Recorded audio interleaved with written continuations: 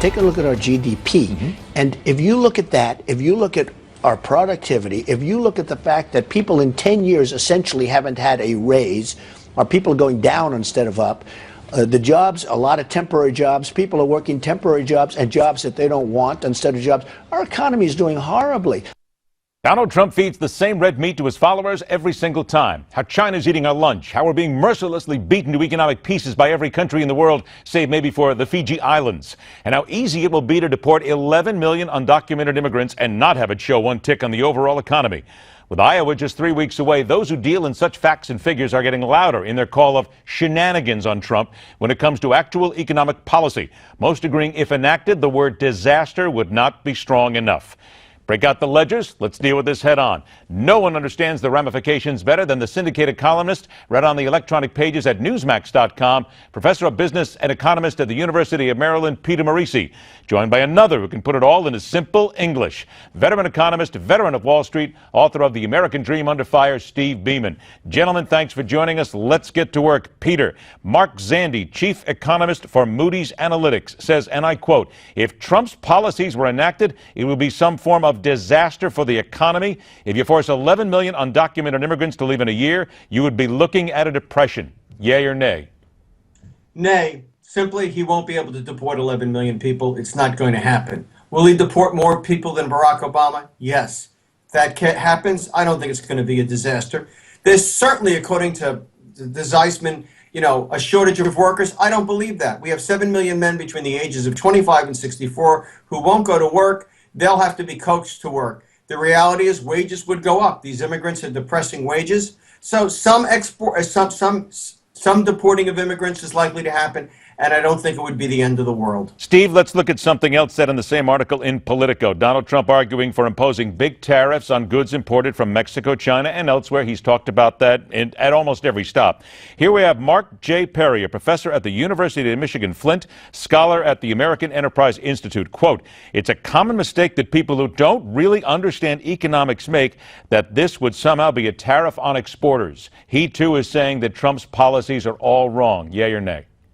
I say nay, and I don't think it's necessarily on the tariffs. He's got it right. I would tend to back down on those. I don't like protectionist policies, but generally speaking, I think Mr. Morici is right.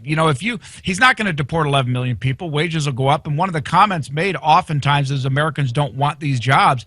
Well, you know what? If we stop all the social programs, maybe they'd want those jobs. But does he understand, Donald Trump, that is, economic policies enough to actually enact ones that will work and that will improve the American economy, Steve? Well, I would make 2 points. First of all, he understands them a darn sight better than Barack Obama does. So number one. But number two, I think it's not as important he understand them as he hires good people who do. That's the job of a leader, and I think that's what he tried to do when he put forth his economic plan. All right, let's move on to other prices here. The recession caused by low oil prices up in the Wall Street Journal, noting the global economy is slipping into recession, the first one ever caused by falling oil prices. Peter, there are some people saying that we are headed for $1 a gallon gasoline. Let's forget the fact that we would all celebrate that, but what would that do then to the American economy if gas fell to that level? I doubt that it would fall to that level because refining costs and taxes and in transportation for gasoline are about $1 or $1.25. So I don't think that oil prices are going to fall much further. I mean, they could fall to 20, and gas prices could fall to $1.50 to $1.75. But I doubt that we're going to see $1 a gallon, and I doubt that we're going to have draconian consequences internally. Our bigger problem is the rearrangement of power that this is causing in the global economy. If you recall, when Jimmy Carter was president and the price of oil shot out of sight, all of a sudden the Saudis became rich and powerful and we had to adjust. Now we're having a positive adjustment. The Middle Easterners are going to have a lot less money to spend. And you know something? That probably will mean in the end they get into a lot more mischief. If we can get through this, what's happening in China is good for us, and what is happening in the Middle East is good for us. Donald Trump is right. China's eating our lunch, and I'd like to put them on a starvation diet. This may do it to them. Wouldn't be a bad idea. I don't really want them having any extra nickels to spend on terrorism. Okay, about minute 45 to go here. And Steve, let me come to you on the last point here.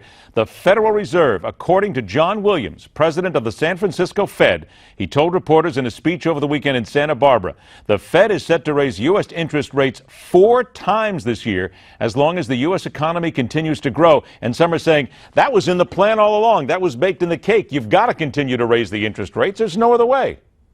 Well, we know the Fed wants to put value back to capital, so they have an interest in raising rates. But the comment there is, as long as we keep the economy growing, I think there's some evidence that these December numbers with that big fat job growth number were a little inflated due to seasonal adjustments.